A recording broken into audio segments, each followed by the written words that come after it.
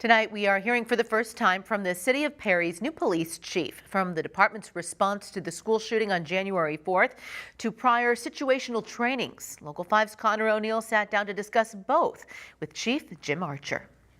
First month on the job here now as chief. You were assistant for a couple of years. How was your first month now as chief of the Perry Police Department going? As a chief, I'm doing a lot more of the policies and making sure people are getting their trainings done and, working out budgets and that kind of thing. So a lot more administration than I was doing before. Talk about your guys' response on January 4th as a whole, as a department.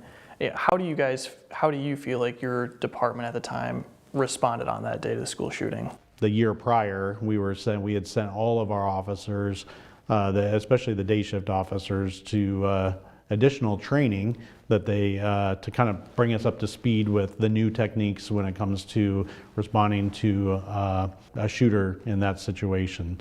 So I think with all that combined, it certainly helped, and we were prepared for it, and everybody did exactly what we wanted them to do, from the students to the teachers to the administration, and then our officers. So from my perspective as a law enforcement leader, it went as best as it could go. Yeah, I want to talk a little just about the swatting calls, because it feels like they're constant in this day and age. How do you guys deal with it as a police department with constant swatting calls? Most of the trainings that I do, I say, who are the first responders?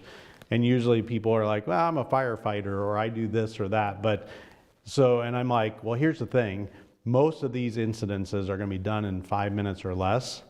So guess what? You guys are the first responders. And we're giving you permission to act and to take an active role in saving yourself and saving those around you. So that's probably the biggest, most important thing, is giving people not only permission, but getting that in their mindset that, hey, I can do something to save me or someone else. Now, Chief Archer talked more about the department's response in January, recruitment struggles, and rebuilding community trust with the police department.